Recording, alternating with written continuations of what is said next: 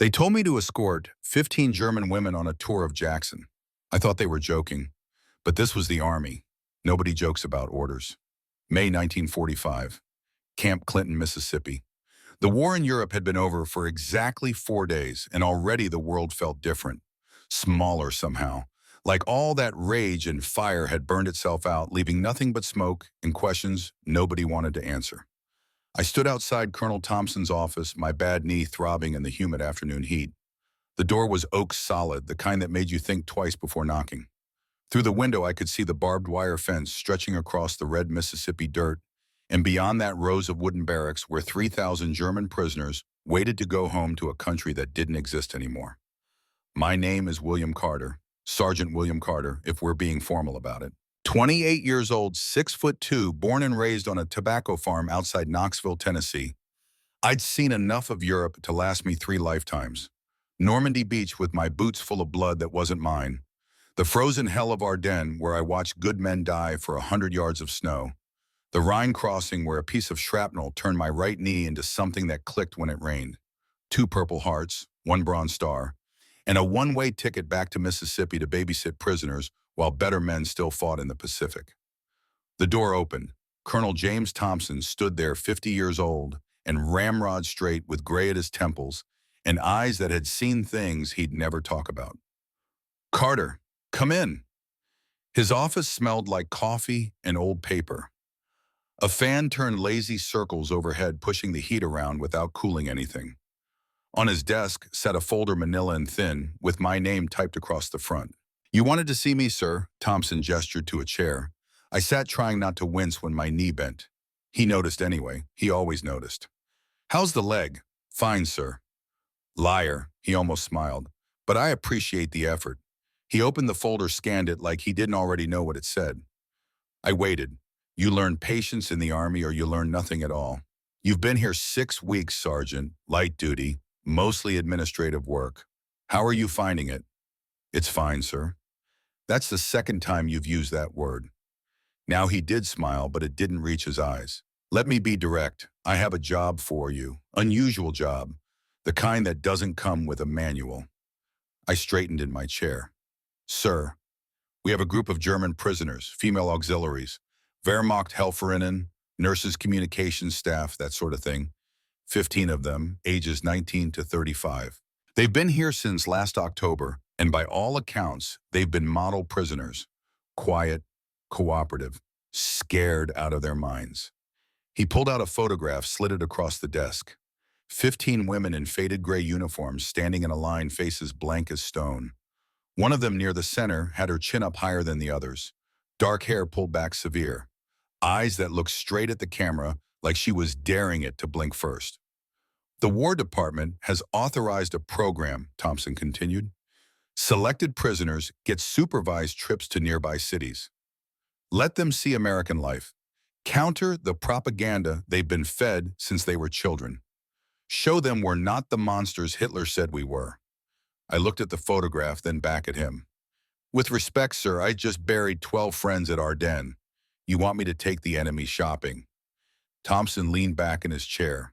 The leather creaked. Outside, somebody was shouting orders in the prison yard, and the words echoed flat across the empty space. "No, Sergeant, I want you to show them why we fought. There's a difference." The words sat heavy between us.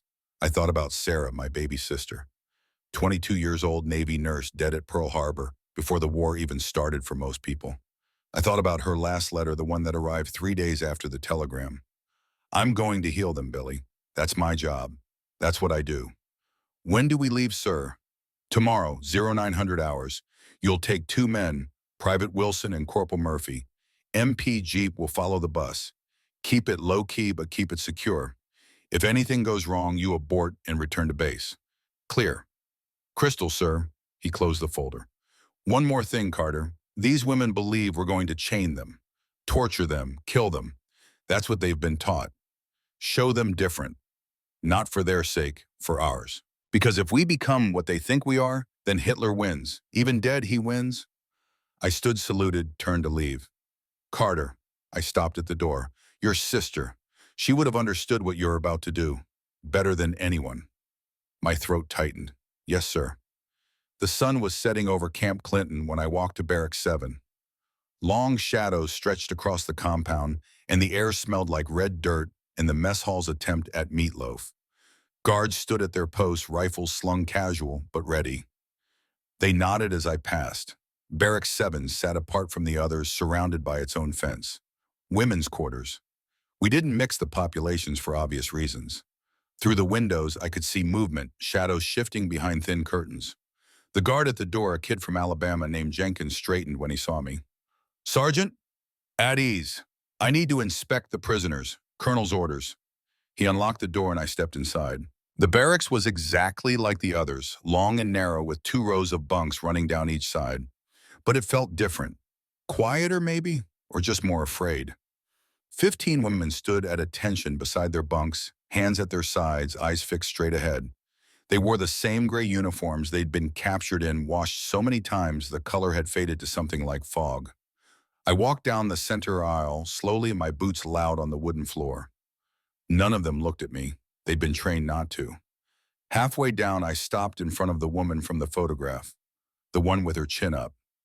Up close, I could see she was younger than I'd thought, maybe 27, dark circles under her eyes, a thin white scar running from her left temple to her cheekbone, and hands that never stopped moving, fingers flexing like she was checking to make sure they still worked. "Name," I said. She hesitated, then in careful English, with a thick German accent, "Morrison." "Grace Morrison. You speak English?" "A little, I learned." "Where'd you learn?" "Hospital, American soldiers. I was nurse. They teach me words." I glanced at her hands again. The scar, the way she stood weight balanced like she was ready to run or fight or both. "You were at Caen, July 15th, 44, field hospital overrun by 1st Infantry." Her eyes flicked to mine for half a second, surprised before dropping back to the floor. "Yes." "How many did you save?" "Excuse me, how many soldiers did you save before we captured you?" She was quiet for a long moment. Then, "I do not count. I just try to save." Sarah's voice echoed in my head. "I'm going to heal them. That's my job." I moved on, finished the inspection, came back to stand at the front of the barracks. All 15 of them were still rigid, waiting for the hammer to fall. "Tomorrow morning, 0900 hours, you'll board a bus. You're going on a supervised trip to Jackson. It's about 40 miles from here. You'll see the city, visit some shops, have lunch. Then you'll come back. No chains, no restraints. You'll be issued civilian clothes for the day. You will not try to escape, and you will not cause trouble." Questions. Silence. Then from Grace Morrison, "Sergeant, we will be chained." "Yes." I looked at her, really looked at her. Saw the fear there, buried deep but still visible if you knew how to look. The way her hands had gone, still waiting for confirmation of everything she'd been told about us. "No, Miss Morrison, you will not be chained. This is America. We don't chain women." "But Nazis say," "I don't care what the Nazis said. They lied about a lot of things. Tomorrow you'll see for yourself." I turned to leave, then stopped. "One more thing. There's no trick here. No trap. We're just going to show you a city. That's all.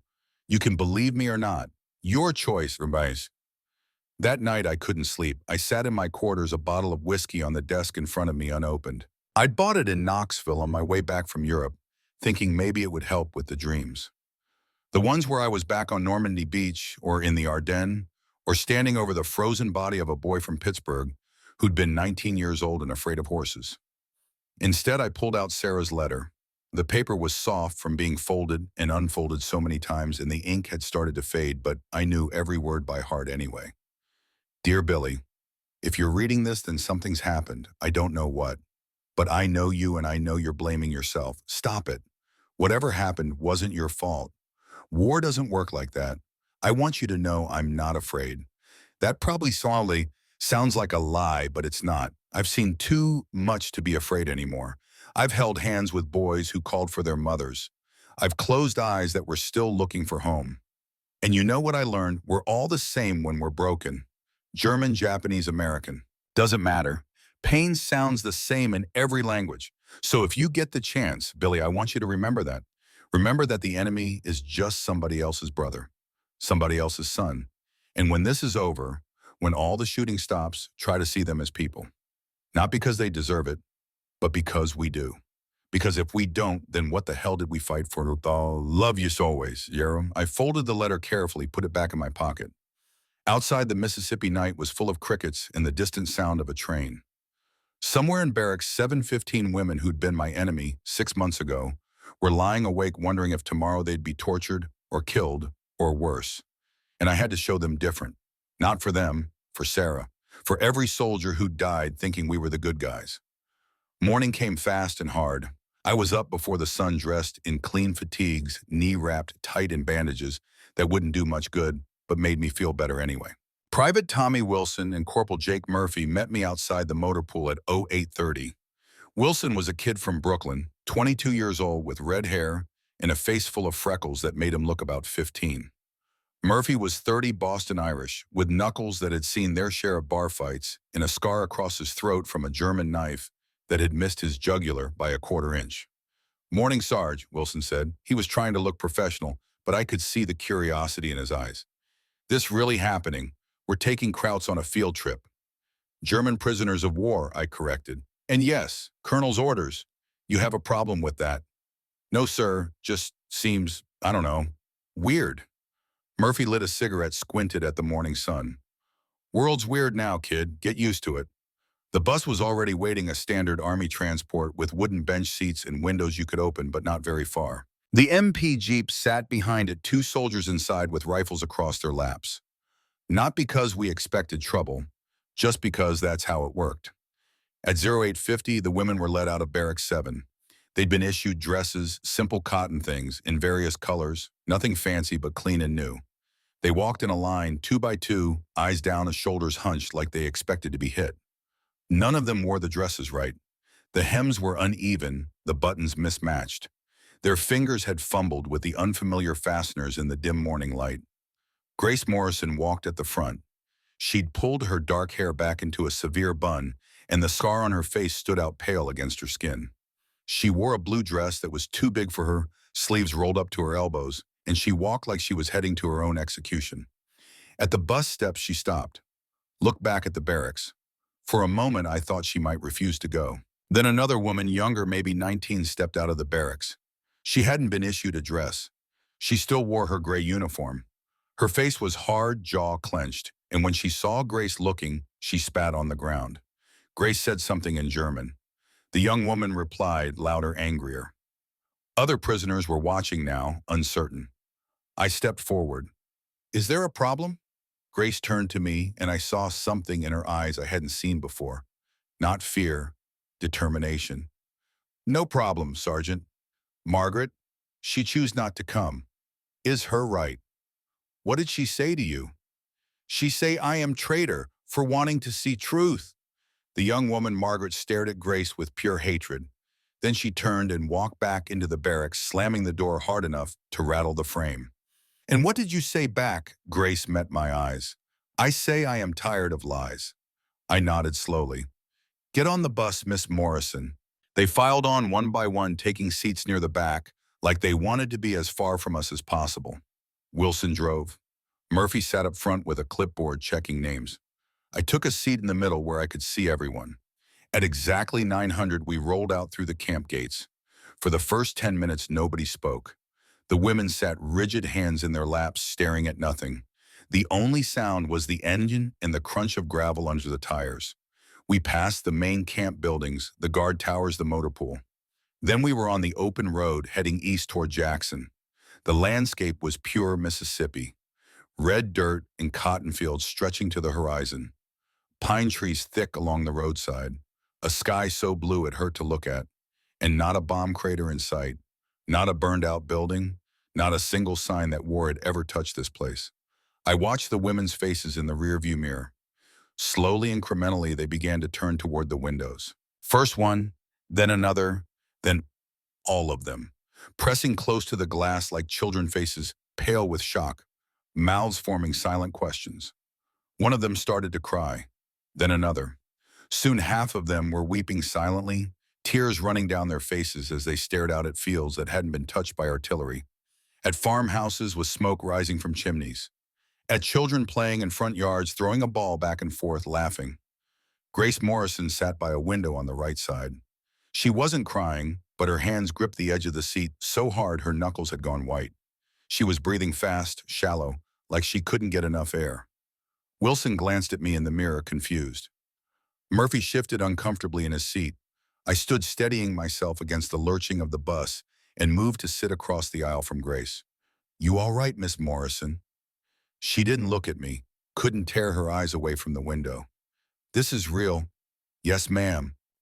"No bombs, no destruction." "No, ma'am, war never came here."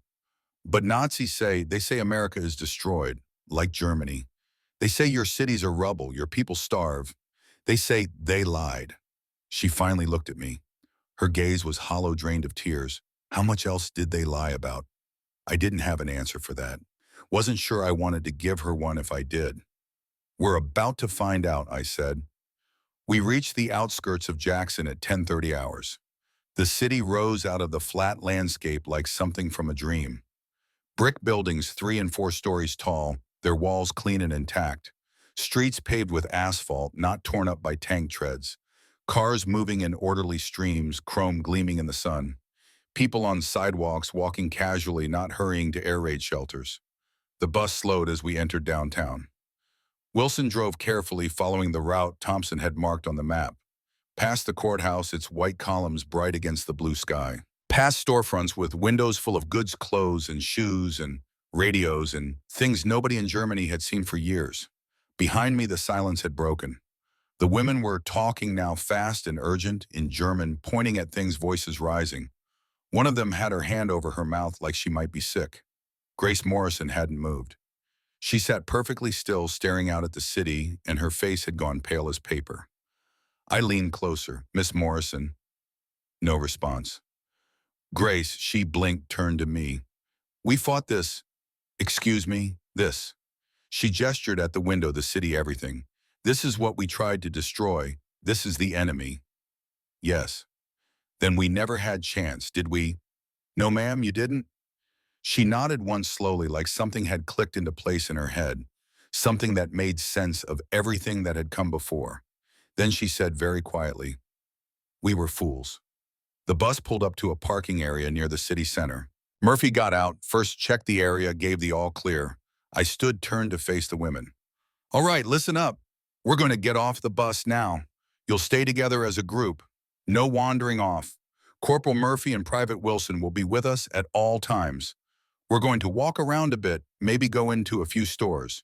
You can look at things, ask questions if you want, but no trouble, understood?" 15 heads nodded in unison. "One more thing. The people here don't know who you are. To them, you're just visitors. Let's keep it that way. No need to start anything, clear." More nods. "All right, let's go." They filed off slowly, hesitantly, like they were stepping onto foreign soil, which I suppose they were. Wilson and Murphy flanked them, hands near their sidearms, but not on them. I brought up the rear, keeping my eyes moving, watching for problems. The sidewalk was busy. Shoppers moving in and out of stores. Businessmen in suits carrying briefcases. A woman pushing a baby carriage. A few people glanced at our group curiously, but nobody stopped. Nobody stared. Just regular folks going about their regular day in a city that had never heard an air raid siren. We walked half a block before one of the women stumbled. The younger one, maybe 22, who'd been sitting next to Grace. She caught herself on a lamppost, breathing hard, and I saw she was shaking all over. Grace put a hand on her shoulder, said something soft in German. The young woman shook her head, replied, and I heard the tears in her voice, even if I couldn't understand the words. "Everything all right?" I asked. Grace looked at me. "Evelyn, she is overwhelmed. She has not seen city like this since before war, not even in Germany." "Does she need to sit down?" "No, she will be okay. Just give her a moment." I nodded, gave them space. Murphy shot me a look, questioning, but I waved him off. Around us, Jackson went about its business, oblivious to the small drama playing out on its sidewalk. A man walked past eating an apple. A couple held hands. Somewhere nearby, a radio was playing big band music. After a minute, Evelyn straightened, wiped her eyes, nodded. "Okay," Grace said. "We go." Our first stop was Woolworth's, the big department store on Main Street.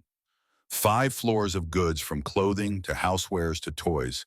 The kind of place that had everything and then some.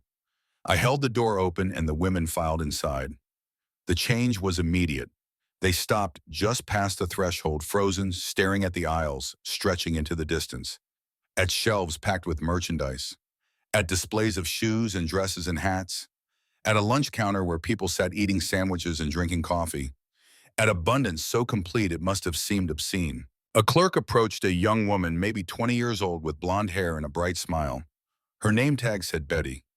"Good morning, can I help y'all find anything?" The German women shrank back instinctively. Betty noticed, looked confused. I stepped forward. "Morning, miss. These ladies are visiting from out of town. Just wanted to show them around a bit, if that's all right." "Oh, sure, y'all just look around all you want. Let me know if you need anything." She bounced away, cheerful and oblivious. Grace watched her go, then turned to me. "She does not know. No, ma'am." "Should we tell her?" "No need. Like I said, you're just visitors today." Grace translated for the others. They relaxed slightly, though their eyes never stopped moving, taking in everything, trying to process what they were seeing. They drifted through the store in a loose group, touching things carefully, reverently, like the merchandise might bite. A bolt of silk fabric, a leather shoe, a wool coat with real buttons. Things that had been luxuries in Germany even before the war, and impossible dreams after. Evelyn stopped at a display of stockings. Real silk, not the painted-on kind German women had been using for years. She picked up a pair, held them to the light, and started crying again. Soft, almost silent, but her shoulders shook. Grace went to her, put an arm around her, held her while she cried in the middle of Woolworth's on a Tuesday morning. Betty, the clerk, came back, saw Evelyn crying, looked concerned. "Is she okay? Can I get her some water or something?" "She's fine," I said. "Just a long trip, lot to take in." "Oh, sure, I bet y'all come far." "Far enough." Betty smiled again, that same bright, uncomplicated smile. "Well, welcome to Jackson. Hope y'all enjoy your visit." She moved on to help another customer. Grace watched her go, then looked at me. "She is kind. Most people are once you give them a chance." Nazi said Americans are monsters. Nazis said a lot of things. Yes, her voice was very quiet. They did. After 10 minutes in the store, Betty came back with a tray. 15 glasses filled with dark liquid and ice. "Thought y'all might be thirsty. Coca-Cola on the house, courtesy of Mr. Hendricks, the manager. He saw y'all come in and wanted to make sure you felt welcome." She set the tray down on a nearby counter, still smiling. The German women stared at the glasses like they might contain poison. Nobody moved. Grace looked at me. "Is safe?" "Yes, ma'am. It's just Coke. Soda. You'll like it." "But why they give us free?" "Because you're guests. That's what we do for guests." She picked up a glass, slowly sniffed it, took a tiny sip. Her eyes went wide. She took another sip, bigger, then drank half the glass in one go. "Is sweet. Very sweet." "That's the sugar. We've got plenty of it." One by one, the other women followed Grace's lead, taking glasses, drinking cautiously at first, then more eagerly. Some of them smiled. Actually smiled, maybe for the first time since they'd been captured. Wilson leaned close to me, keeping his voice down. "Sarge, why are they acting like they've never had a Coke before?" "Because they probably haven't, Wilson. Germany's been rationing since '39. Sugar's been worth more than gold for years." Seriously. Seriously. He watched them drink, his young face confused and maybe a little sad. "Man, that's rough." "Yeah," I said, "it is." We left Woolworth's 20 minutes later. The women walked differently now, shoulders a little straighter, eyes a little brighter. The weight hadn't lifted exactly, but maybe it had shifted. Made room for something other than fear. The bakery was 2 blocks down Main Street, small place, family owned, with a green awning and a window display of fresh bread. We were 50 feet away when I noticed the women slowing down, then stopping completely. Standing in the middle of the sidewalk, 15 of them, breathing in deep like they were trying to inhale the whole world. Grace Morrison had her eyes closed. Her hands were shaking again. I walked up beside us. "Miss Morrison." She opened her eyes. They were wet. "The smell. It's just bread." No, she shook her head. Not just bread, is real bread. White bread, fresh bread, not, not what we had. What did you have? Black bread, made from sawdust and acorns, hard like stone. We share one loaf for 5 people 3 days, and even that was luxury toward the end. Behind her, the other women were crying again, not loudly, just tears running down faces while they stood there smelling bread like it was the finest perfume. Murphy caught my eye, gestured at the bakery. I nodded. 5 minutes later, I came out with 20 loaves of fresh white bread wrapped in paper. Paid for it myself, didn't bother with a receipt. Some things shouldn't go in reports. I handed them out, one to each woman, extras for the ones who looked the hungriest. They took them carefully like they were made of glass. Grace held hers in both hands, staring at it, not eating, just staring. Go ahead, I said. It's yours. She looked up at me. Why you do this?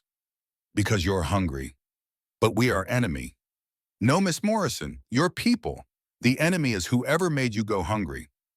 She broke off a piece of bread, put it in her mouth, chewed slowly. Then she dropped to her knees right there on the sidewalk and sobbed.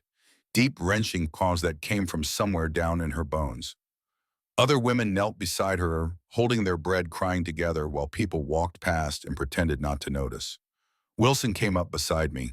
His face was red and he wouldn't meet my eyes. Sarge, why are we giving them food? They're the enemy.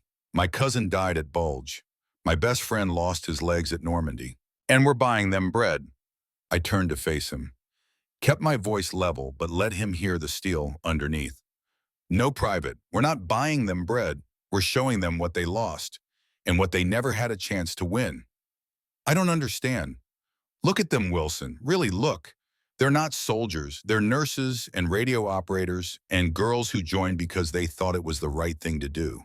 And now they're kneeling on a sidewalk in Mississippi crying because somebody gave them bread. You want to hate them, go ahead, but don't confuse them with the men who started this war. Those men are dead or in cells. These women are just trying to figure out how to live with what they did. Wilson looked at the women, then back at me. Some of the anger had gone out of his face, replaced by something else. Uncertainty maybe, or just exhaustion. It's complicated, huh? Everything's complicated now, Wilson. After they'd cried themselves out and eaten some of the bread, we moved on. The bookstore was next, a small place called Ellis Books, tucked between a hardware store and a pharmacy. The windows were full of novels and histories and children's books, bright covers, promising adventures and escapes. The woman behind the counter was in her 50s, gray hair pulled back in a neat bun, wearing a blue dress and sensible shoes. A wedding ring on her left hand and a gold pin on her collar that said Gold Star Mother. Her son had died somewhere. The pin meant she'd lost him in the war. She looked up when we came in, saw me in uniform, saw the women behind me. Her face went carefully neutral. Good morning, Sergeant. Morning, ma'am. Mind if we browse a bit? Not at all. Everyone's welcome in my shop. The women spread out slowly, touching books, pulling them from shelves, looking at covers, even though most of them couldn't read English. The bookstore owner watched them, her eyes sharp and knowing. After a minute, she walked over to me. They're German, aren't they? No point lying. Yes, ma'am. Prisoners of war. We're showing them the city. I see. She was quiet for a moment. My son died at Normandy.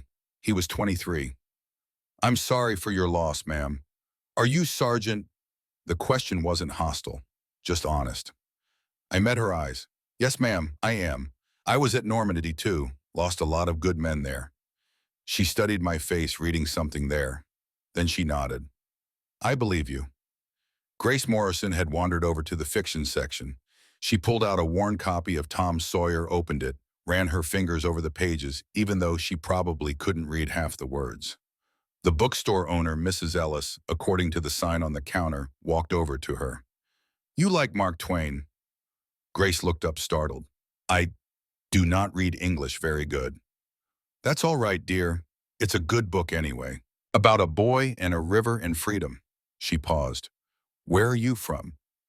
Hamburg, ma'am. Mrs. Ellis was quiet for a long moment. I hear Hamburg was bombed quite badly. Yes, is gone now, most of it. I'm sorry. Grace's eyes went wide. You sorry, but your son? My son died fighting a war. You didn't start that war, did you? No, ma'am, but I helped. I was nurse. I saved German soldiers so they can go fight more. And I'm sure those soldiers had mothers who were grateful you saved them. Mrs. Ellis reached out, put a hand on Grace's shoulder. War makes us all do things we wish we hadn't. But it's over now. Time to stop fighting. Grace's face crumpled. She tried to hold it together. I could see her trying, but it was too much. She broke, tears streaming down her face, and Mrs. Ellis pulled her into a hug. Just held her while she cried, this German woman who'd helped kill her son and didn't say anything. Just held on. I turned away, pushed through the bookstore door into the harsh afternoon light. The sun was bright on the sidewalk, and the air was thick with heat and humidity, and I stood there trying to remember how to breathe. Murphy followed me out, lit a cigarette, didn't offer me one because he knew I didn't smoke. You okay, Sarge? Yeah, just needed some air. That was something in there, Sarah. Yeah. You think we're doing the right thing, showing them all this?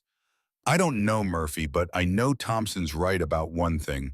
If we don't show them we're different, if we just hate them because they're German, then we're not any better than what we fought against. He took a long drag on his cigarette. I miss when the war was simple. War was never simple.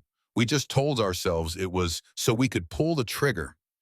Inside, Mrs. Ellis was talking to Grace, both of them calmer now. When we came back in, Mrs. Ellis handed Grace the copy of Tom Sawyer. Take this, dear. Read it when you get home. Remember that America isn't just a place. It's an idea, and ideas can't be bombed. Grace clutched the book to her chest like it was the most valuable thing in the world. Thank you. I will remember. As we left the store, Grace turned back to Mrs. Ellis. The older woman stood in the doorway watching us go, and for just a second, their eyes met. Some understanding passed between them, something I couldn't name. Then we were walking away back into the bright Mississippi sun. The afternoon heat was building.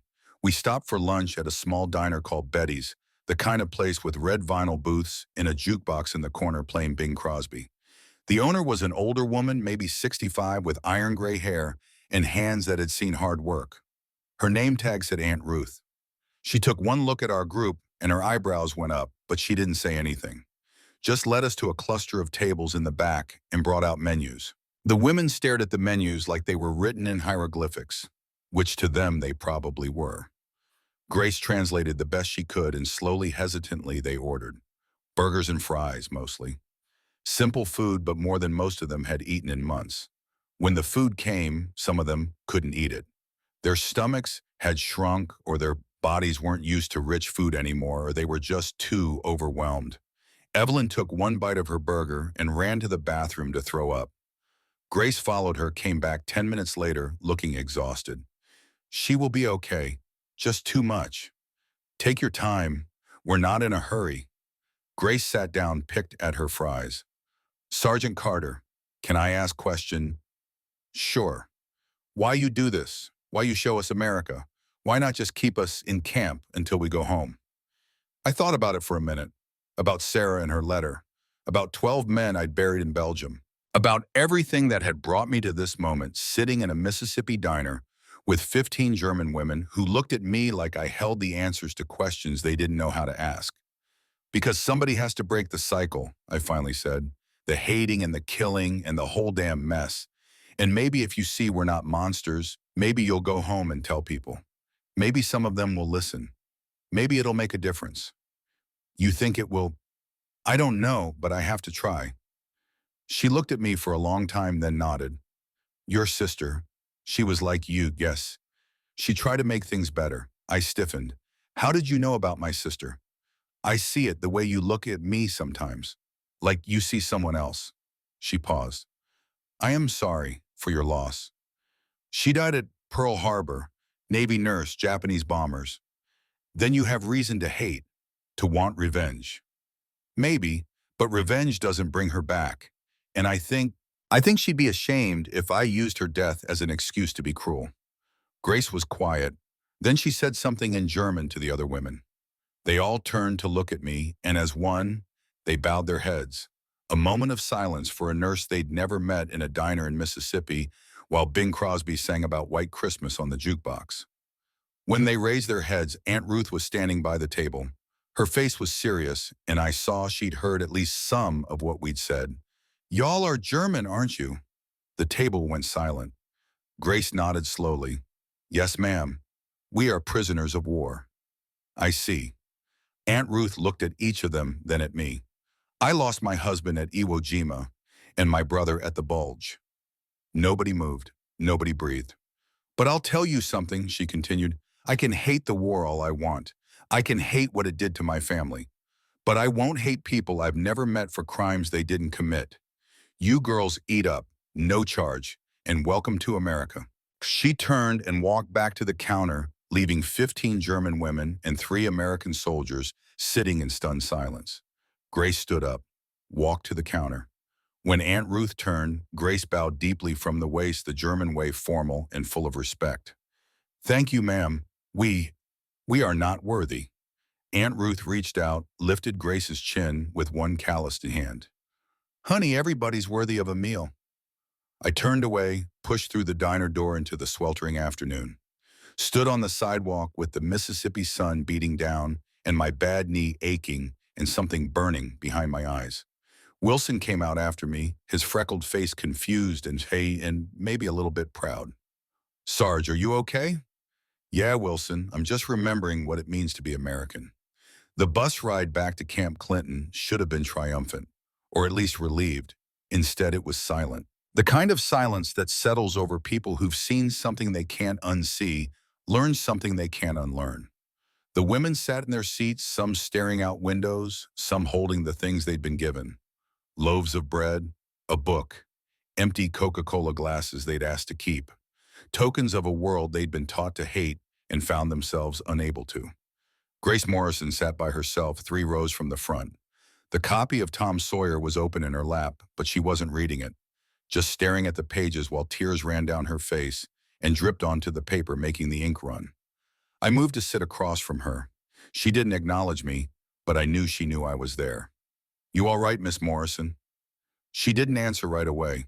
When she did, her voice was barely a whisper. "We were told you were monsters, that you would chain us, torture us, kill us, that America was evil and must be destroyed." She looked up at me, and her eyes were hollow. "But you gave us bread and Coca-Cola and kindness. Why, because that's who we are." "Then who are we? If you are good, what does that make us?" I didn't have an answer for that. Wasn't sure there was one. "You're people who believed a lie," I finally said, "and now you know the truth. What you do with that is up to you." She looked back at the book in her lap. "I wasted my life for a lie." "You're 27 years old. Your life isn't over." "Feels like it is." "Then make it count for something. Go home. Tell people what you saw here. Fight the next lie before it takes root. That's how you make it count." She was quiet for a long moment. Then she closed the book, held it against her chest, and nodded. We pulled through the gates of Camp Clinton at 1700 hours. The sun was starting to sink, painting the sky in shades of orange and red. The women filed off the bus slowly back to being prisoners, back to reality. The dresses would be collected and cleaned. The bread would be eaten or saved. The memories would fade maybe, or maybe they'd burn forever. Grace was the last one off. She stopped at the bottom of the steps, turned back to me. "Thank you, Sergeant Carter, for not chaining us." "You're welcome, Miss Morrison." "And Sergeant, yes. Your sister, she would be proud of you, I think." My throat went tight. "How would you know? Because I am nurse too, and I know what we believe, that healing is always better than hurting, always." She walked away toward the barracks, and I watched her go. Murphy came up beside me, clipboard in hand. "All accounted for, Sarge. No incidents. Colonel will be pleased." "Yeah. You okay?" "Yeah, just tired. Long day." "Yeah." But it wasn't over yet. As the women reached the barracks, the door burst open. Margaret Foster stood there still in her gray uniform, face twisted with rage. She shouted something in German, loud enough for everyone to hear. Then she spat on the ground and slammed back inside. Grace stood very still for a moment. Then she called after Margaret, her voice steady. Margaret appeared in the doorway again, and they exchanged words. Sharp, angry words. Then Grace turned her back and walked inside, followed by the others. Wilson looked at me. "What was that about?" "Nothing we can fix," I said. "That night I wrote my report for Colonel Thompson. kept it brief and factual. The women had seen Jackson. No incidents, mission accomplished. I didn't mention the crying or the bread or Mrs. Ellis or Aunt Ruth. Some things don't belong in reports. Instead, I took out Sarah's letter one more time, read it by the light of a single bulb in my quarters, the words familiar as prayer. Remember that the enemy is just somebody else's brother, somebody else's son, and when this is over, when all the shooting stops, try to see them as people. I folded the letter carefully, put it back in my pocket over my heart. I'm trying, Sarah, I said to the empty room. I'm trying. Outside, the Mississippi night was thick with heat and crickets and the distant sound of trains. In barracks, 715 German women lay in their bunks, holding pieces of bread and empty glasses, and a book about a buoy and a river and freedom. And somewhere in the darkness, maybe Sarah was watching. Maybe she was proud. I hope so. God, I hope so. The screaming woke me at 0300 hours, not unusual. Men screamed in their sleep at Camp Clinton every night, reliving Normandy or Bastogne or a dozen other places where the world had tried to kill them. But this was different, higher pitched, coming from the wrong direction. I was out of bed before I was fully awake, pulling on pants and boots, grabbing my sidearm. My knee protested shooting pain up my leg, but I ignored it. Outside, other men were emerging from their quarters, confused and alert. The screaming was coming from Barracks 7. I ran, or tried. My knee made it more of a hobble, but I covered the distance fast enough. Jenkins was already at the door, rifle unslung, but not raised. What happened? Don't know, Sarge. Started maybe 2 minutes ago. Sounds like a fight. I pushed past him, threw open the door. The barracks was chaos. Women shouting in German, some trying to separate two figures grappling on the floor between the bunks. I recognized Grace Morrison, immediately, blood streaming from her nose, trying to shield her face. On top of her was Margaret Foster, 19 years old and full of rage, fists swinging. Enough! My voice cut through the noise like a gunshot. Margaret froze, looked up at me with wild eyes. For a second, I thought she might come at me too. Then Grace shoved her off, scrambled backward. I stepped between them. What the hell is going on here? Margaret spat words at me in German, fast and furious. Grace wiped blood from her face, spoke in English. She say I am traitor, that I cooperate with Americans, that I betray Führer. Your Führer is dead, I said, looking at Margaret.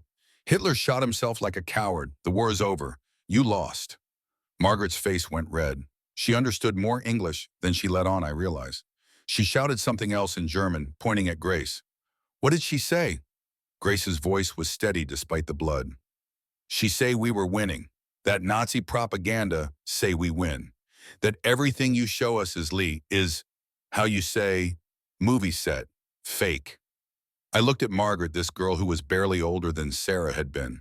Saw the desperation in her eyes, the need to believe in something, even when that something had turned to ash. Private Jenkins, get the medic. Miss Morrison needs attention. Yes, Sarge. I turned back to Margaret. You want to think it's all fake, fine, but you keep your hands to yourself. Next time you assault another prisoner, you'll be in isolation. Clear. She didn't answer, just glared at me with hate that felt almost physical. I helped Grace to her feet. Her nose was bleeding freely and I could see bruises forming on her cheeks. Come on, let's get you cleaned up. Outside, the medic was already approaching with his bag. I led Grace to a bench near the barracks, sat her down. The medic, a corporal named Davis from Ohio, examined her nose with gentle efficiency. Not broken, just bloodied. She'll be fine. Thanks, Davis. He left antiseptic and bandages, headed back to his quarters. Grace and I sat in silence while I cleaned the blood off her face. Her hands were shaking. Why did you go back? I asked, after what she said when we left. Because she is only 19. Because she is scared. Because I remember being like her. When were you like her? Grace was quiet for a long moment. When I was 20. When Nazis say Jews are not human. When they say we must purify Germany. When they make it sound like patriotism, not murder. She looked at me. I believe them, Sergeant. For a long time, I believe. What changed? I see in hospital we have Jewish doctor. Old man, very kind. Nazi come one day, take him away. He never come back. And I realize I realize I had helped kill kind old man because someone tell me I should. I finished bandaging her nose, sat back. The night was cooler now, almost comfortable. Overhead stars scattered across the sky like shrapnel frozen in mid-flight. You can't save Margaret, I said. Some people don't want to be saved. I know, but I have to try because no one tried to save me. I had to save myself, and it was very hard. We sat there until the sky started to lighten in the east. Then I walked her back to the barracks, made sure Margaret was in a different bunk section, and finally headed back to my own quarters. I didn't sleep. Just lay on my cot staring at the ceiling, thinking about 19-year-old girls full of hate and 27-year-old women trying to atone for believing lies. Colonel Thompson called me in at 0900 hours. Heard there was an incident last night. Yes, sir. Margaret Foster attacked Grace Morrison. Morrison refused to press charges. Thompson leaned back in his chair. Foster is a problem. The hardliners always are. But she's also a child, barely older than my own daughter. With respect, sir, age doesn't excuse assault. No, it doesn't, but it might explain it. He pulled out a file, opened it. Margaret Foster joined the Wehrmacht Helferinnen at 17. Father was SS killed at Stalingrad. Mother died in the Dresden bombing. No other family. She has nothing left except her beliefs, and now we're taking those away too. So what do? We keep trying. What else can we do? He closed the file. I have new orders for you, by the way. My stomach sank. Sir, you're being reassigned back to Tennessee, effective October 1st. It was currently late August, 5 weeks. I'll finish what I started here first, sir. I know you will. That's why I recommended you for this job in the first place. He stood, extended his hand. You did good work yesterday, Carter. Better than I expected. Those women will remember what they saw for the rest of their lives. Some of them will remember it wrong, sir. Maybe, but most won't. That's good enough. I saluted, left his office with my knee aching and my head full of questions I couldn't answer. September came hot and humid. The camp fell into a routine that felt almost normal. Work details, meals, mail, call lights out. The German prisoners, male and female, waited for repatriation that kept getting delayed. Meanwhile, the world outside moved on. Japan surrendered. The war was over everywhere, all at once. I started teaching English classes in the evenings, not ordered to. Just something to do, something to make the waiting feel less like wasting time. To my surprise, 12 of the 15 women from the Jackson trip showed up the first night. Grace Morrison sat in the front row. Why are you doing this, Sergeant? She asked in her careful English. Because you'll need it when you go home. Why we need English in Germany? Because the world is smaller now, and it's going to keep getting smaller. Better to speak the language. Over the following weeks, I watched them learn. Simple words at first. Hello, thank you, please, how are you? Then longer sentences, more complex thoughts. Grace progressed the fastest. She had a natural ear for languages, and she studied every night after lights out by the dim bulb in the barracks. One evening after class, she stayed behind while the others filed out. Sergeant Carter, can I ask personal question? Depends on the question. Why you are kind to us? Really? I know what you say before about breaking cycle, but there is more, yes. Something personal. I thought about lying or deflecting, but there was something in her eyes that made dishonesty feel worse than vulnerability. My sister, Sarah, she was a nurse like you, died at Pearl Harbor before she ever got a chance to save anyone. And I think if she'd lived, if she'd been the one captured, I'd hope someone would treat her the way I'm trying to treat you. Grace nodded slowly. You see your sister when you look at me. Sometimes, not always, but sometimes. That is hard, to see ghost in living person. Yeah, it is. She stood, moved toward the door, then stopped. Your sister, she sound like good person. Like she would understand what you do here. I hope so. She would, I am sure. After she left, I sat alone in the empty classroom, surrounded by chairs and a chalkboard with English words written in my handwriting. Outside, the cicadas were singing their endless song. I thought about Sarah, about Grace, about all the ways the war had tangled people together in knots nobody knew how to untie. The next planned activity came in mid-September. The War Department was pushing its re-education program hard now, trying to deprogram years of Nazi indoctrination before sending prisoners home. Part of that meant showing them what their government had done, what they'd been complicit in, whether they knew it or not. Colonel Thompson called a mandatory assembly. All prisoners, male and female, packed into the base theater. Guards at every exit. A projector set up at the back of the room. I stood against the wall watching the prisoners file in. The men looked sullen, resigned. They'd heard rumors about what was coming. The women looked confused. Grace caught my eye as she entered, questioning. I couldn't give her any reassurance. Thompson stood at the front. You are about to see footage taken by American and British forces at concentration camps in Germany and Poland. Bergen-Belsen, Dachau, Auschwitz. This is not propaganda. This is not staged. This is what your government did in your name, and you will watch all of it. He nodded to the projectionist. The lights went down. I'd seen the footage before. At Dachau, I'd seen it in person. But watching it again, hearing the gasps and sobs from the audience, made it fresh. Made it real all over again. Bodies stacked like cordwood. Living skeletons staring at cameras with dead eyes. Mass graves bulldozed full. Children who looked 70 years old. Ovens, gas chambers, piles of hair and shoes and glasses.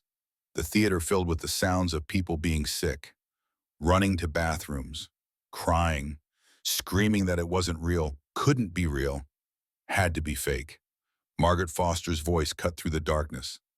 Lies, propaganda, this is not real. But even she sounded less certain than before. When the lights came back up, half the audience looked like they'd been hit by artillery. Pale, shaking, staring at nothing. The other half looked angry, defiant, refusing to accept what they'd seen. Grace Morrison sat perfectly still. Not crying, not moving, just staring at the blank screen with an expression I couldn't read. I found her afterward, sitting outside the barracks alone. She held the copy of Tom Sawyer Mrs. Ellis had given her, but she wasn't reading it, just holding it like an anchor. I sat down beside her, didn't say anything. Sometimes silence is the only thing that makes sense. After a long time, she spoke. I knew. What? I knew, not details, not camps, but I knew they were taking Jews. I knew they were taking gypsies and homosexuals and anyone they say is undesirable, and I did nothing. She looked at me. I am guilty, not like SS, not like guards, but I am guilty. What could you have done? I could have asked questions. I could have refused to serve. I could have said no. Her voice broke. I could have been brave, and they would have killed you. Yes, maybe, but at least I would not have to live with this. I didn't have an answer for that. Nobody did. The theater had been full of people grappling with the same realization. Some would accept it, some would deny it, some would break under the weight of it. There's a soldier here, I said. Private Thomas Becker, born in Munich, came to America when he was 10, joined the army in 42. You want to know why? She nodded. Because his family was Jewish. 23 people. Parents, grandparents, aunts, uncles, cousins. He's the only one who made it out. The only one. Grace's fingers tightened on the book. He hates us. No, he pities us, which is somehow worse. Can I talk to him? Wow. Because I need to hear it from someone who lost everything. I need to understand what I helped do. I arranged the meeting for the next day. Private Becker agreed, though he looked uncertain about it. We met in an empty classroom, just the three of us. Becker sat on one side of a desk, Grace on the other. I stood by the door. Grace spoke first. Private Becker, my name is Grace Morrison. I was nurse in Wehrmacht, and I want to say I am sorry. Becker looked at her. He was 25, thin with dark hair and eyes that carried a weariness no 25-year-old should know. Sorry for what specifically? For not asking questions, for not refusing to serve, for helping soldiers who kill your family. Did you know about the camps? No, not details. But I knew something was wrong. I chose not to look. They sat in silence for a moment. Then Becker leaned forward. My grandmother was 78 years old. She baked bread every Friday, best bread in Munich. The SS came for her in 42, loaded her into a truck with 30 other people. I never saw her again. Grace held his gaze, refusing to look away even as tears filled her eyes. My cousin Rachel was 6 years old. She liked to draw pictures of horses. Gone. I am sorry. My father played violin. My mother taught piano. My uncle made furniture. All of them gone, erased, like they never existed. I am sorry. Sorry doesn't bring them back. His voice cracked, betraying the emotion he tried to hide. Sorry doesn't undo what was done. Sorry is just a word. Then what can I do? Becker leaned back, closed his eyes. When he opened them again, they were wet. You can remember. You can go home and tell everyone who will listen what happened. You can make sure it never happens again. That's all any of us can do now. Grace nodded. I will. I promise. After she left, Becker sat there staring at his hands. I walked over, put a hand on his shoulder. That was hard. Thank you. Did it help anything? I don't know, maybe. Ask me in 50 years. He left. I stood alone in the classroom thinking about grandmothers who baked bread and 6-year-olds who drew horses and all the ways the world had gone wrong. The incident with Margaret Foster came 2 weeks later. Jenkins found her in the latrine with her wrist cut, blood pooling on the concrete floor. We got her to the infirmary in time, barely. The medics stitched her up, gave her sedatives, put her under observation. Colonel Thompson ordered a psychiatric evaluation. The doctor, a captain from Philadelphia, spent 3 hours with her. His report was blunt. Margaret Foster was suffering from what they were starting to call shell shock, though she'd never been in combat. The war had broken something in her, and showing her the truth had broken what was left. She needs treatment, the doctor said. Real treatment, more than we can give her here. Will she get it in Germany? Thompson asked. I don't know, but she needs to be separated from the other prisoners. She's a danger to herself and possibly others. So Margaret went to isolation, a small room, locked door, a guard posted outside. I visited her once. She wouldn't look at me. Just sat on her cot, staring at the wall, hands bandaged, eyes empty. What go? I asked. She didn't answer for a long time. Then in halting English, if it is all lie, then I am nothing. Better to be nothing than to be part of that. You're 19 years old. You have your whole life ahead of you. What life? I have no family, no country, no beliefs. What is left? The chance to start over, to become something better. She laughed. It was the saddest sound I'd ever heard. You do not understand. I cannot be better. I can only be less bad. And that is not enough reason to live. I reported the conversation to Thompson. He added it to her file, shook his head. We're going to lose her, he said. Either she'll try again or she'll go home and do it there. Some people can't live with what they've learned. Can we stop her? How lock her up forever, send her home to a country that doesn't exist anymore? There's no good answer here, Carter. He was right, there wasn't. October arrived with cooler weather and my official discharge papers. October 30th would be my last day at Camp Clinton. Part of me was relieved. Part of me felt like I was abandoning something unfinished. The night before I left, I found Grace sitting outside the barracks looking at the stars. Can't sleep, I asked. Too much thinking. I sat down beside her. About what? About going home. About what I will find there. About whether I am strong enough to do what I promised. You are. How do you know? Because you're still here. Still trying. Margaret gave up. You didn't. She was quiet for a moment. Sergeant, can I tell you something? Something I have not tell anyone? Sure. When I was captured, I was relieved. Is terrible thing to say, but is true. I was so tired of war. So tired of seeing boys die. So tired of being afraid every moment. And when your soldiers captured us, I thought finally it is over. Even if they kill me, at least it is over. They didn't kill you. No, they did something worse. They showed me we were wrong. They showed me I wasted 6 years believing lies. And now I have to live with that. Have to go home and face it.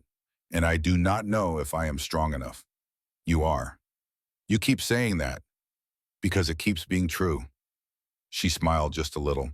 You are stubborn man, Sergeant Carter. So I've been told. We sat in comfortable silence watching the stars wheel overhead. Somewhere in the camp, a man was playing the harmonica, something slow and sad and beautiful. Will you write to me? Grace asked. After I go home, I would like to know you are okay. If you write to me first, let me know you made it. Deal. She extended her hand. I shook it. Thank you, Sergeant Carter, for not chaining us, for showing us truth, for treating us like people. You are people, Miss Morrison, that's the point. The next morning, I packed my duffel and said my goodbyes. Wilson and Murphy shook my hand, wished me luck. Colonel Thompson gave me a letter of recommendation and his personal thanks. The German prisoners I'd taught lined up to say goodbye. Grace stood at the end of the line. Be safe, Sergeant. You too, Miss Morrison. Remember your promise. I will never forget. I climbed into the Jeep that would take me to the train station. As we drove away, I looked back at Camp Clinton one last time. Saw the barracks, the fences, the guard towers. Saw 15 women standing together, watching me go. Grace raised her hand in a wave. I waved back. Then we turned a corner, and they were gone. The train to Tennessee was crowded with soldiers going home. We didn't talk much, just sat in our seats watching America roll past the windows. Fields and towns and cities untouched by war. A country that had won, but would spend generations figuring out what victory meant. I thought about Grace, about Margaret, about all the complicated ways the war had broken people. About Sarah and her letter, and her belief that the enemy was just somebody else's brother. She'd been right. She'd been right about everything. When I got home to Knoxville, my mother was waiting on the porch, 60 years old and still strong with gray hair and eyes like mine. She hugged me tight, didn't ask questions, just held on like she was afraid I might disappear. That night over dinner, she asked what I'd been doing in Mississippi, taking care of prisoners, teaching them English. German prisoners. Yes, ma'am. She was quiet for a moment. Sarah would have liked that. That's what they told me. They were right. She reached across the table, took my hand. I'm proud of you, Billy, for not letting the war make you hard. It did make me hard, Mama, just in different ways. Maybe. But you're still here, still trying. That counts for something. I looked at my mother, this woman who'd lost her only daughter and nearly lost her only son, and saw the same thing I'd seen in Grace Morrison. The determination to keep going, to not let the darkness win. Yeah, I said, I guess it does. Winter came to Tennessee and I settled into civilian life. Got a job teaching history at the local high school. Started trying to sleep through the night without nightmares. Failed more often than I succeeded. In February 1946, I got a letter from Camp Clinton. Official notice that the German prisoners were being repatriated. They'd ship out in March, arrive in Europe by April. Start trying to rebuild lives in a country that had been bombed back to the Stone Age. I wondered if Grace would keep her promise, if she'd tell people the truth, if anyone would listen. I didn't have to wonder long. Tennessee felt smaller than I remembered. Or maybe I'd just gotten used to thinking in terms of continents instead of counties. Either way, coming home was harder than leaving had been. I spent November settling in, found a small apartment above a hardware store in downtown Knoxville, bought furniture from the Salvation Army, hung my uniform in the closet and tried not to look at it too often. The Bronze Star went in a drawer. The Purple Hearts went into the same drawer. Sarah's last letter stayed in my wallet, folded so many times the creases were starting to tear. I got a letter from Private Wilson in December. He'd been discharged, gone back to Brooklyn. Sarge, he wrote, I've been thinking about those German women, about the one who threw up from eating too much, about how we gave them food, though they were the enemy. I didn't understand it then. I think I'm starting to now. I wrote back, understanding takes time, Wilson, but you're getting there. The high school hired me to start after Christmas break. American history, they said. Teach the kids what the war was about. Make sure they understand what we fought for. I said yes because I needed the money and because I did not know what else to do with myself. December came cold and gray. I walked with a cane now. The knee had gotten worse, not better. The doctor said it would keep getting worse until they replaced the whole joint, and that was years away if it happened at all. So I learned to live with the pain the way you learn to live with anything if you don't have a choice. Christmas Eve, my mother made dinner. Just the two of us in the house where I'd grown up. The table felt too big with only 2 place settings. Sarah's chair sat empty the way it had for 4 years now. We didn't talk about her. Didn't need to. Her absence was louder than any conversation. You gonna be all right, Billy? My mother asked over pie. Sure, Mama. That's not what I asked. I set down my fork. Looked at this woman who'd buried a daughter and was watching her son try to pretend he wasn't broken.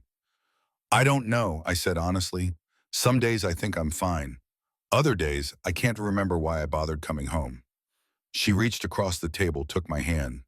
Hers was rough from 60 years of farm work and housework and all the other work that never showed up in history books.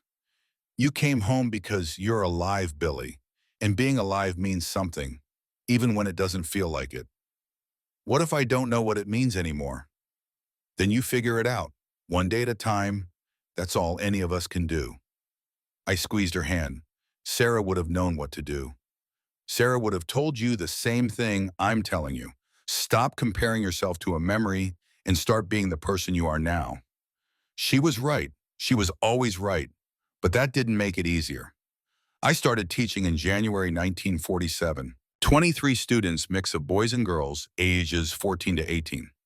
They looked at me with a combination of curiosity and something else. Pity, maybe. The crippled veteran who'd come home to teach because he couldn't do anything else. The first day I wrote my name on the blackboard. Sergeant William Carter. Then I erased the sergeant. Just Mr. Carter, I said. The war's over. No need for ranks anymore. A boy in the back raised his hand. Tommy Henderson, according to my roster. 16 years old, too young for the war, but old enough to have opinions about it. Mr. Carter, is it true you were at Normandy? Yes. Did you kill Germans? The classroom went silent. 23 pairs of eyes watched me, waiting to see if I'd or tell the truth or do something in between. Yes, I said, I did. How many? I don't know. I never counted. Why not? I leaned against my desk, took the weight off my bad knee. Because they weren't trophies, Tommy. They were people. Somebody's son or brother or father. And I killed them because that was my job. But I didn't enjoy it and I didn't celebrate it, and I sure as hell didn't count them like deer on a hunting trip. The room stayed quiet. Tommy Henderson looked uncomfortable, like he'd asked a question and gotten an answer he didn't expect. War isn't a game, I continued. It's not an adventure. It's people killing each other for reasons that seem important at the time and questionable afterward. And if you take nothing else from this class, take this: every war is a failure. A failure to talk, a failure to compromise, a failure to see the other side as human. A girl near the front, Mary Catherine O'Brien, raised her hand. But we had to fight, didn't we? Because of Hitler. Yes, we did. Sometimes fighting is necessary, but that doesn't make it good. And it doesn't mean we should be eager to do it again. I taught them about the war, but not the way they expected. Not about heroes and glory and righteous victory, about choices and consequences, about young men dying in mud and young women starving in cities, and all the ways violence ripples outward long after the shooting stops. They didn't always like it. Some parents complained I was being unpatriotic.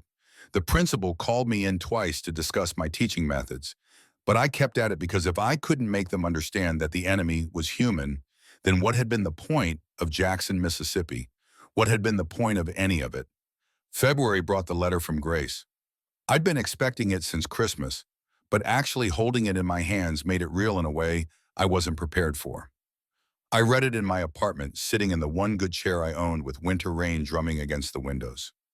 Her handwriting had gotten neater. Her English had gotten better. But the pain underneath the words was still there, sharp and immediate. Dear Sergeant Carter, I hope this letter finds you well. I am home, or what is left of home. Hamburg is gone, 80% destroyed. But my mother is alive. She was living in a basement. When I found her, she did not recognize me at first. I had changed too much. I am working as nurse at University Hospital. Every day I treat people hurt by the war, people who lost everything. And I tell them what I learned in America. I tell them about Jackson, Mississippi, about the bookstore owner who lost her son but still showed me kindness, about the woman at the diner who gave us food, about you, Sergeant Carter, who gave us bread and treated us like people. Some believe me. Some say I am liar, that I am poisoned by American propaganda. But I keep telling the truth because that is what I promised. Evelyn Hayes has bakery in Munich. She writes to me. She is doing well. She say the smell of fresh bread makes her cry sometimes, remembering that day in Jackson. She says the nightmares have stopped. The ones where she is back in Germany starving. She dreams of bread now, she says.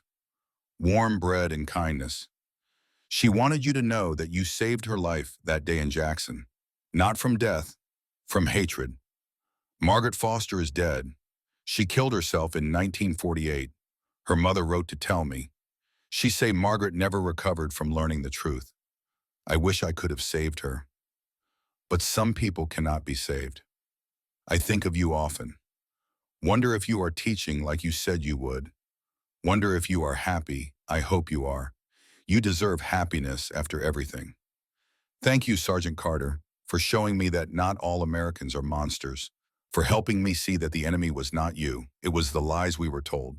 And thank you for remembering that we were people, even when it would have been easier to hate us. I will never forget. With gratitude, Grace Morrison. I read the letter 3 times, then I sat down and wrote back. Told her about Tennessee, about teaching, about how I was trying to make Sarah proud, about how she should keep telling her story, keep fighting the lies, keep being brave. We wrote back and forth for years. Her English got better. My understanding of what we'd done at Camp Clinton got deeper. And slowly, very slowly, the war started to feel like something that had happened to someone else. Someone younger, someone who didn't know yet how complicated everything would become. Spring came slowly to Tennessee. The trees started budding. The rain turned warmer.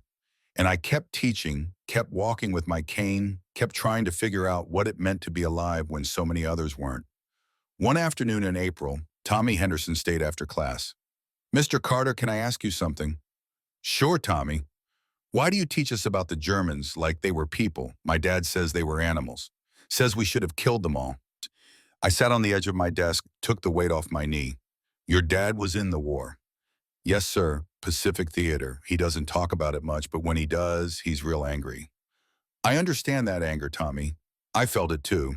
Still do sometimes. I paused, choosing my words carefully. But here's the thing. If we turn the enemy into animals, into monsters, then we can do anything to them and feel justified. We can kill them without guilt, torture them without conscience, become the very thing we're fighting against. But they started it. Hitler started it. Hitler started it. Most Germans just followed. Some because they believed.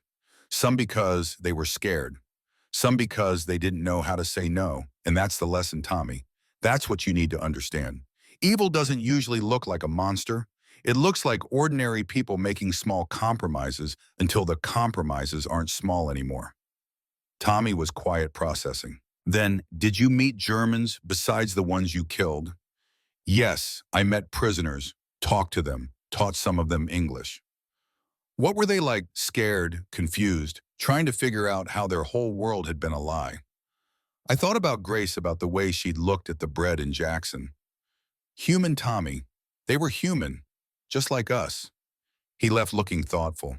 I didn't know if I'd gotten through to him, but I'd tried. That had to count for something. May brought another letter from Grace. Longer this time, more detailed. She wrote about her work at the hospital, about the patients she treated, Germans and occupation soldiers alike, about the slow, painful process of rebuilding Hamburg one brick at a time. She wrote about the reactions when she told her story. Some people called her a traitor, said she'd been brainwashed by American propaganda. Others listened quietly, thoughtfully, and asked questions. Young people mostly.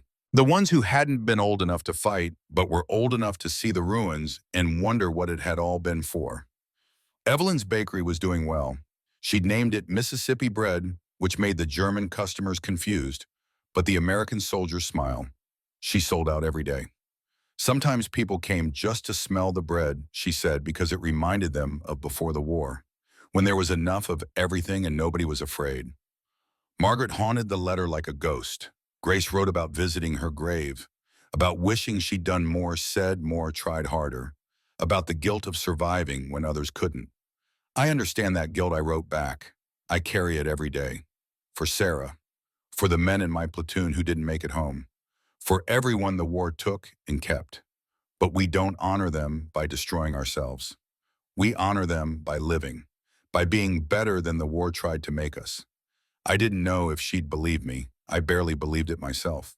But it was the truth as best as I understood it, and truth was the only currency I had left. Summer came hot and humid. School let out. I spent my days reading and walking and trying not to think too much. The knee was worse. Some days I couldn't make it down the stairs without stopping to rest. The doctor said surgery might help. I said I'd think about it. We both knew I wouldn't do it. Couldn't afford it even if I wanted to. In June, I got a letter from Colonel Thompson. He was retiring, he said. Moving to Florida with his wife. Wanted to fish and forget about the war. But he'd heard I was teaching and wanted to tell me he was proud. What I'd done at Camp Clinton had mattered more than I knew. The reports from Germany said the prisoners who'd been on those cultural tours were among the least hostile to occupation forces. Some were even helping with reconstruction efforts, acting as translators and liaisons. It's a small thing, he wrote, but small things matter. You showed them we were human. Some of them remembered.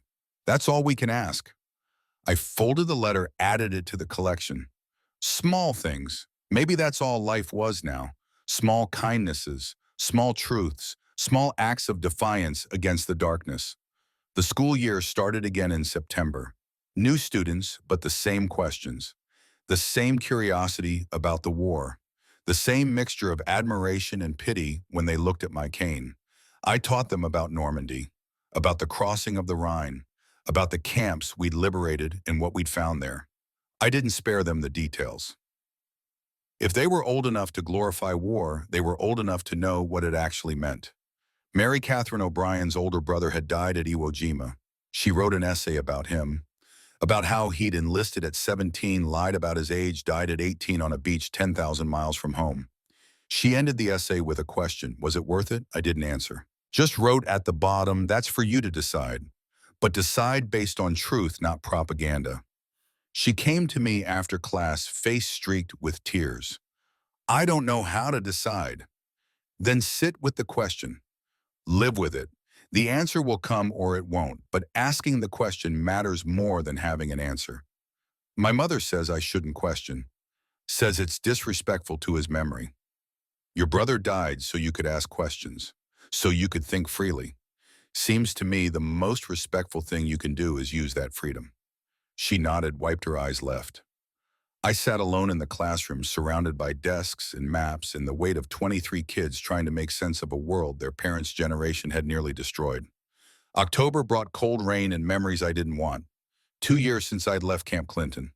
2 years since I'd said goodbye to Grace Morrison and 15 other women who'd been my responsibility for a few short weeks. I wondered where they were now, if they'd kept their promises, if they'd found ways to live with what they'd learned.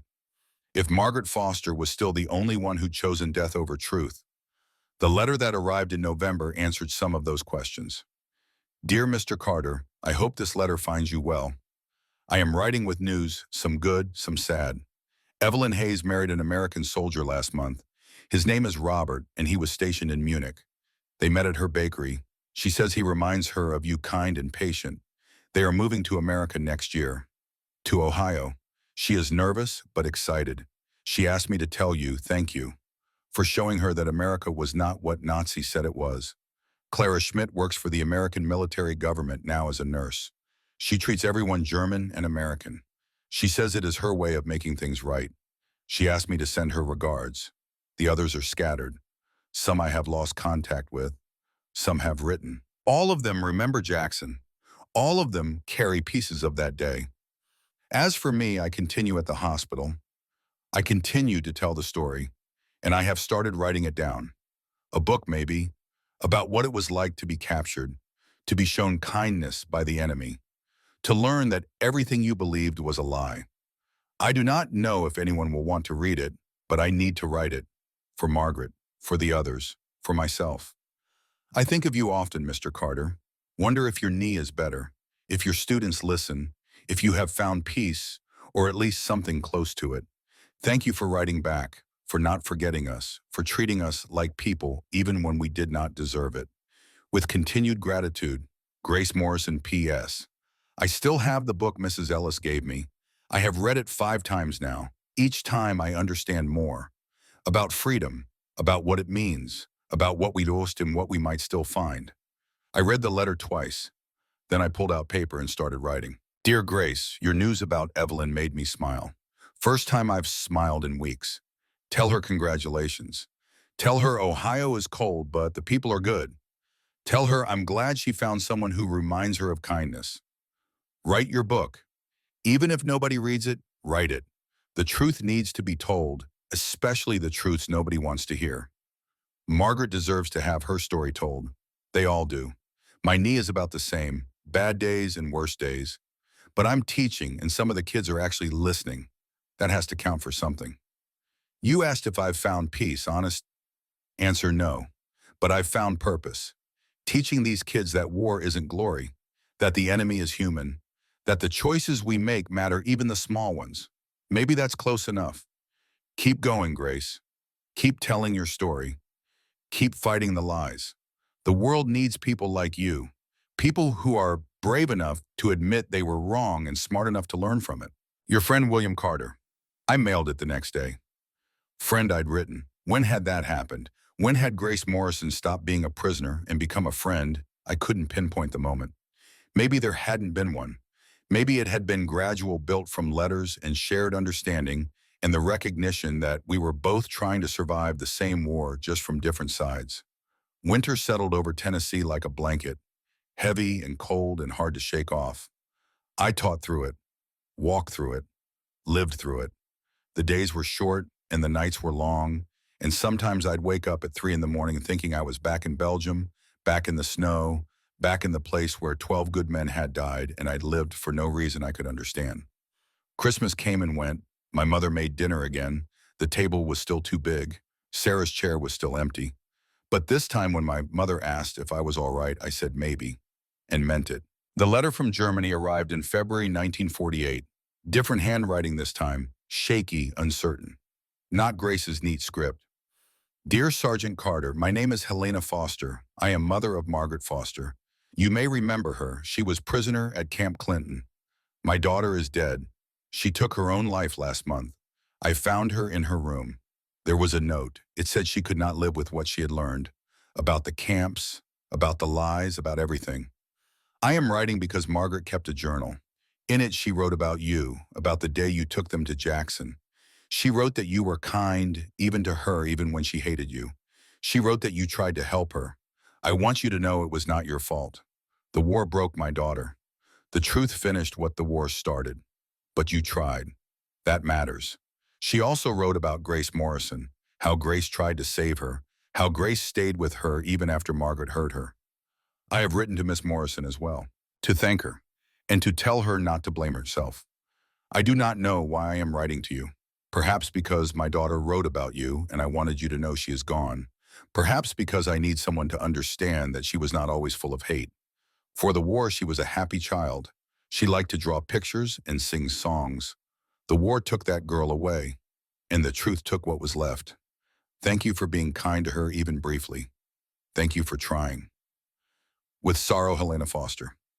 I sat in my apartment holding the letter, feeling the weight of Margaret Foster's death settle on my shoulders. 19 years old. Dead because the truth had been too heavy to carry. Dead because nobody had taught her how to live with guilt. Dead because the war had broken something in her that couldn't be fixed. I wrote back to Helena Foster, told her I was sorry, told her Margaret had been brave to try, even if trying hadn't been enough. Told her that every casualty of the war deserved to be mourned, even the ones who died years after the shooting stopped. Then I wrote to Grace, told her the news, told her it wasn't her fault, told her that some people can't be saved no matter how hard we try, and that didn't mean we should stop trying. Her response came quickly, faster than usual. 3 pages of grief and guilt and questions that had no answers. Why couldn't she save Margaret? What more could she have done? How many others would die from truth they couldn't survive? I don't know, I wrote back, but I know this. You're still alive. You're still fighting, and every person you help, every story you tell, every mind you change, that's Margaret's legacy too. Not the hate she couldn't let go of, the hope you're trying to build. The letters continued back and forth across the ocean. Grace sent updates on her book, on her work at the hospital, on the slow reconstruction of Hamburg. I sent stories about my students, about the ones who got it and the ones who didn't, about the small victories and the constant struggle to make them understand that war was always a failure even when it was necessary. Years passed. 1948 became 1949, became 1950. The Korean War started, and suddenly everyone was excited about fighting again. My students wanted to enlist, wanted to be heroes like their fathers. I tried to talk them out of it. Most didn't listen. Tommy Henderson joined the Marines in 1951, shipped out to Korea in 1952, came home in a box in 1953. 19 years old, same age Margaret Foster had been when she'd given up. I went to his funeral, stood in the back while his mother cried and his father stared straight ahead with empty eyes. Mary Catherine O'Brien was there too. She caught my eye and I saw the question on her face. Was it worth it? I still didn't have an answer. Grace's book was published in 1954. Chains That Never Were, she called it. It was only available in German, but she sent me a copy anyway. I couldn't read most of it, but I recognized the names. Jackson, Woolworths, Mrs. Ellis, Aunt Ruth, and my name, Sergeant William Carter, the man who showed us we were wrong. The book didn't sell well. Nobody wanted to read about German women being treated kindly by Americans. It complicated the narrative, made heroes less heroic and enemies less monstrous. But it found an audience eventually. Young people mostly. The ones who'd grown up in the ruins and wanted to understand how it had all gone so wrong. She sent me reviews. Some praised her honesty, some called her a traitor. Some said she was lying, that Americans would never have been so kind. The truth was too strange to believe. Keep going, I wrote. The truth always sounds strange at first. In 1956, I got a letter that made me cry for the first time since Sarah died. Dear William, I am coming to America to visit Evelyn in Ohio. And if you are willing, I would like to come to Tennessee, to meet you in person, to thank you face to face for what you did. I understand if you say no. I understand if it would be too difficult. But I wanted to ask because you changed my life. And I would like to see the man who did that, to see if he is as kind in person as he was in my memory. Please let me know. Your friend Grace. I wrote back immediately. Yes, come, please come. She arrived in October. I picked her up at the train station, recognizing her immediately, even though she'd changed. Older now, 38 instead of 27. Gray in her dark hair, lines around her eyes, but the same careful way of holding herself. The same intelligence in her gaze. Sergeant Carter. Just William now, or Bill. The war's over. William then. She smiled. You look different than I remember. Older, grayer, more broken. No, more at peace. We walked through Knoxville, my cane clicking on the sidewalk, her matching her pace to mine. I showed her the school where I taught, the apartment where I lived, the places that had become my life. That evening we sat on my mother's porch drinking coffee and watching the sun set over Tennessee hills that had never been bombed. Tell me about the book, I said. It is a small thing. Not many people read it, but some do, and some of those write to me. Tell me it helped them understand. That makes it worth it. What about you? Did it help you? She was quiet for a long time. Yes, writing it helped, telling the story helped, but I still carry the guilt for believing, for not asking questions. For Margaret. Margaret made her own choices. I know, but I still wish I could have saved her. Me too. We sat in comfortable silence, two survivors of the same war, trying to make sense of what had happened and what it meant. William, can I ask you something? Sure. Do you think it mattered what you did at Camp Clinton? Showing us Jackson, being kind. I thought about Tommy Henderson in a box, about Mary Catherine O'Brien's unanswered question, about 12 men frozen in Belgium and a sister who died before she could save anyone. I don't know, I said, honestly. Some days I think it did. Other days, I think the world just keeps spinning and nothing we do really changes anything. But you still teach. Yeah. And you still write to me. Yeah. Then it matters. Even if we cannot see how, it matters. She stayed 3 days. We talked about the war and the peace and all the complicated spaces in between, about guilt and redemption and whether there was really a difference, about the small ways we try to make things right and whether that's ever enough. On her last night, she gave me a copy of her book. She'd translated one chapter into English. The chapter about Jackson. Read it, she said, when you doubt. When you wonder if it mattered, read it and remember. I did read it after she left. Read about seeing America for the first time through the eyes of someone who'd been taught to hate it. About the shock of abundance. About Mrs. Ellis and her dead son and her impossible forgiveness. About a sergeant who bought bread for the enemy because they were hungry. The chapter ended with a line that stayed with me. He did not chain us, and in not chaining us, he set us free. I folded the pages carefully, put them in the drawer with Sarah's letters and Grace's other letters and all the pieces of the war I tried to save. Outside Tennessee was preparing for winter. The leaves were turning, the air was getting cold, and I was 38 years old teaching American history to kids who'd never known war, trying to make sure they never wanted to. It wasn't much, but maybe Grace was right. Maybe it mattered anyway. Years later, near the end, when my students would ask if the war had been worth it, I'd tell them about Jackson, Mississippi, about 15 German women on a bus expecting chains and finding kindness instead, about how some of them went home and told the truth and changed minds one person at a time, about how one of them became my friend, even though she'd been my enemy, because war doesn't actually have the final say in who we become. Was it worth it? I still didn't know, but I knew this. We'd tried. We'd chosen kindness over hate. We'd treated enemies like people, and some of them had remembered. In a world that kept finding new reasons to fight that had to be worth something. I pulled out Sarah's letter one last time. The paper was nearly transparent now, the ink fading, the creases threatening to tear. But the words were still there, still true. Remember that the enemy is just somebody else's brother, somebody else's son. I folded it carefully, pressed it against my heart. I remembered Sarah, I whispered to the empty room. I remembered, and I think some of them did too. Outside Tennessee prepared for another winter. My students would come back in spring asking the same questions, needing the same answers. Grace would write again from Hamburg, still fighting her own war against forgetting. And I would keep teaching, keep remembering, keep choosing kindness even when hate seemed easier. Because 15 women on a bus had taught me something. The chains that matter most are the ones we choose to wear. And the freedom that matters most is the freedom to be better than the war tried to make us. That was Sarah's gift to me, and Grace's, and even Margaret's in her tragic way. It wasn't much, but maybe it was enough. It had to be.